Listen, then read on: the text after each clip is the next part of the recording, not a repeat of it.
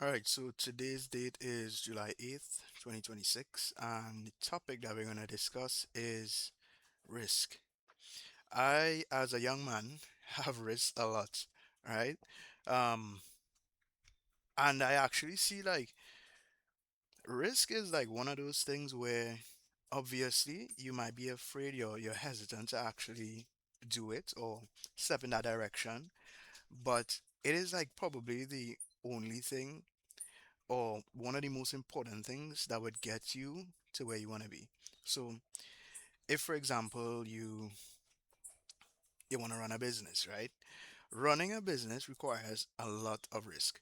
This is why business owners that are successful, they reap like a lot of the rewards because it takes years to risk, you know, that includes uncertainty, that includes working for a long time without seeing immediate rewards. Putting in that time, that labor for something that you're not gonna get anytime soon, but it's gonna pay off eventually, right? Um, and yet it takes some risk tolerance to actually say, you know what, I am gonna do this. It's gonna take time. I might lose some money, I might lose some friends, some experiences, but this would this would get me to where I actually want to be because it's important to me. And I see like around me a lot of young people, they don't have that gene in them where they can say, all right, I'm gonna do this and this for this specific amount of time. I'm gonna risk this amount of money even if I don't earn as much or I don't like get out a lot or I have to sacrifice these things. um where did that come from? Anyways, yeah. Yeah, I do it simply because I know it's worth it in the end, right? It will get me closer to my goal. Yeah, a lot of young people don't have that risk gene. And this actually makes it better for the ones that do, because if like 10 or 5% of all young people are starting businesses, are entrepreneurs, are trying to do something that, you know, build something that is their own, then you're really not competing with much people, and not everyone who is an entrepreneur is in the same industry as you. So when you think of competition, it makes you feel like, wow.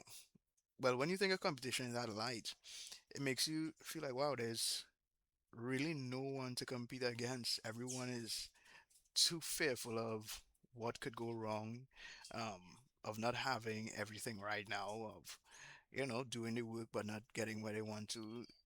Like, for example, cold calls, right? So I actually just did a few cold calls, and I can't think of, like, that was so normal to me to do those calls because I've done it time and time before.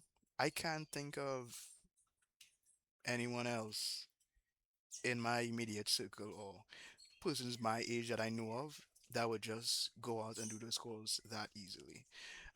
Don't get me wrong though, when I'm doing cold calls to the US, to those business owners, I know that they're argumentative, they will just cuss you off the phone. I do have, nerves doing cold calls there, but I mean, cold calls in Trinidad is very simple at this point. I guess I did so much that it doesn't even phase me anymore. But it just goes to show that what your normal is isn't normal for everyone. So if you have the mindset that all right, I'm a risk taker.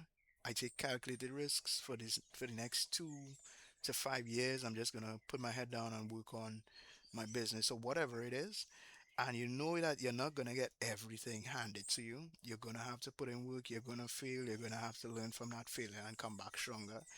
Um, a person like that will win over the person that says, you know what, I couldn't be bothered. I have a dream, but I don't want to lose like 5 years of my life, miss out on friendships and this and that.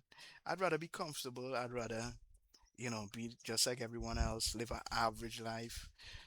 When you like put those two characters side by side, you can't hate the risk taker for being more successful in the end, for having the life that he wanted, because they actually put in the work. They endure through uncertainty. They endure through failure, through rejection, um, by isolating themselves to some extent from what everyone else is doing, right? What society, I should say, is doing, like going out to parties, drinking, um, liming, as you say in Trinidad. Um, yeah, just not having their fill right now because they're sacrificing that those like temporary enjoyments for what could be in the future. So, I mean, I think risk is yeah, risk is a really good quality to have, and I don't think most people have a good risk tolerance naturally. Um, and what I think as well too, it could actually be bad depending on how risky you, because obviously they are like the gamblers, they are the people that like do hardcore drugs and stuff. They are like, you know what? I just care about my enjoyment over everything else.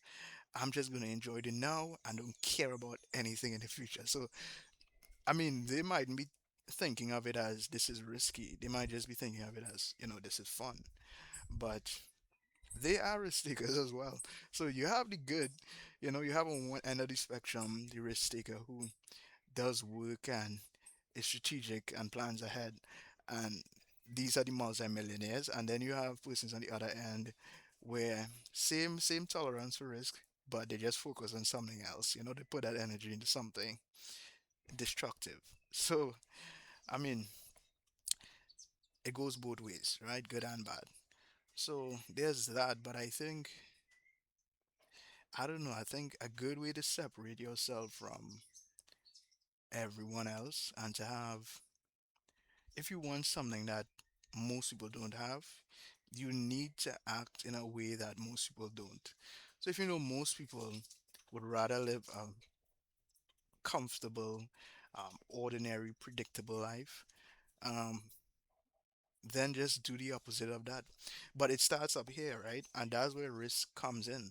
So if you don't have it naturally, but you know that, hmm, I might have to actually take actions to get me there, I might actually have to be a bit more risky, strategically, of course. And you can take calculated risk. I'm not saying just, quit your job today and start a business. No, no, no. You save up, you plan over time, you make sure that the business model that you're going into works.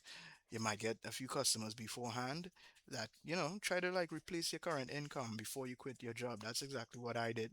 I didn't just quit my job on the spot and went into doing cold calls. No, no, no. It took me a few months, right? It took me let me see. It took me May, June, July, August. It took me 4 months of running a business, doing cold calls, running ads, all of that to replace my 9 to 5 income. 4 months, And granted, it might take a shorter time for you. It might take a longer time for you, depending on your skills. Um, but yeah, plan ahead. Don't just quit today and say, hey, I'm going all in.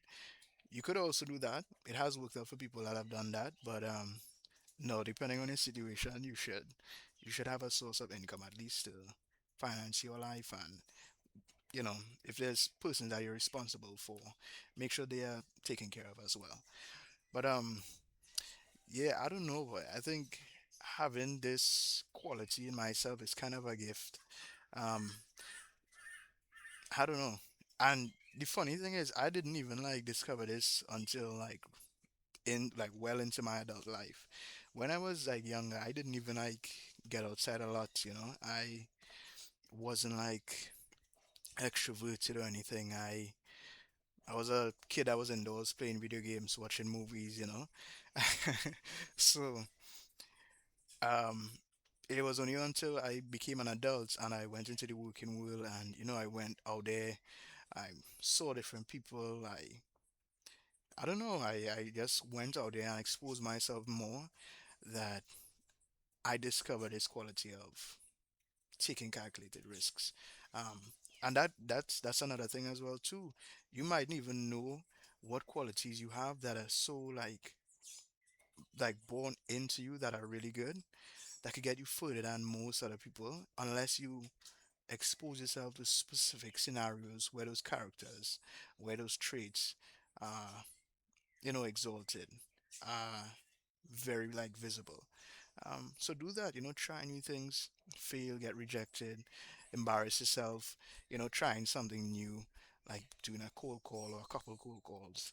Run an ad, learn a new skill, but it's better to take a risk now and fail. Even if you fail, take a risk and fail than not take the risk at all and wonder for the rest of your life what could have been. Because the guy that tried his hardest and failed, I think is much better off than the guy that didn't try at all and dies with that dream or dies with that thought of what could have been. Like, I couldn't imagine what a horrible life that guy would have. Because, I mean, you could silence everyone else, you could silence the rest of the world. You could you could distract yourself and like with a 9 to 5, right? If you have big dreams and you settle for a 9 to 5, it's like you could distract yourself by having a lot of friends around you, by um, enjoying yourself, like going on vacations, you're drinking out a lot, you're partying. There's a lot of things you can do as distractions to distract you from the decision that you're actively not taking, that you really want to take, but you're too scared to do it. You could do that for 40, 50 years until you die, and on your deathbed, when there's no one else there, the thought that will be ruminating through your head is, wow, what if I actually, took those 5 to 10 years, risked it, stop the drinking, stop the partying, stop the drugs, whatever it is, and actually just tried my best to work towards my goal. So, yeah, I can't imagine living like that. I don't even care, like, as a young business owner as well, even if I like end up feeling like miserably, like say I lost all of my money, I don't have anywhere to live or whatever, I think I'd still come back to entrepreneurship. I'd still come back to owning a business because there's no better alternative to life than building something of your own. Having that experience under your belt, to say, wow, well, I built a six-figure website company. I've helped 100 plus people. um I've generated this and that revenue for this industry of businesses. Like, it makes you like actually very hireable, like if you own a business, a successful one to some extent, because you've done something that largely most young people or people in general haven't done. And yeah, you could offer those skills in any industry really. For example, if you're good at sales and you own a business and you run a successful one, well, sales would you'd have to learn negotiation skills, you'd have to learn building rapport. But then when you have to run ads, that's another skill in itself, right? Media buying is a skill in itself. Advertising is a skill, marketing. So you learn all of these things on the way to becoming a successful entrepreneur. It actually makes you way more hireable as an employee than most employees. Because most employees, they come straight out of either school or an apprenticeship or an internship.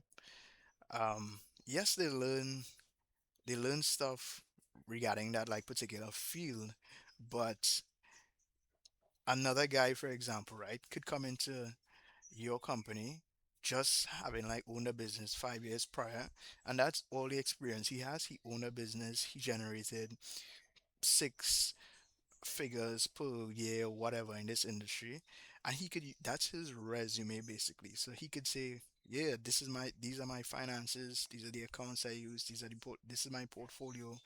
um and just like that, he can get a six-figure job as well. So um basically, take the risk, don't die not knowing how great you could have been. That's not a life well lived. And I think I know David Goggins said something like, there are so many people in, because he was like running at like near a cemetery, right, in the nighttime or early morning time, and he said he knows there's so many people there that are kicking themselves or Not, I mean, they're dead, right? But there are so many people in that cemetery that wish they could have actually gotten another chance to be who they really wanted to be or to do and live the life that they actually wanted to live. So don't die wanting more. Die with the knowledge that, hey, I did my best. And whether it worked out or not, I actually tried. I did my best. And I say my best because when you're doing something, try to do it 100%. Give your all into 100%. When you're eating, eat like it's your last meal. When you're partying, party like tomorrow doesn't exist. Like whatever you're doing, do it 100%. And if you keep doing that over a long enough period of time, um, you will succeed.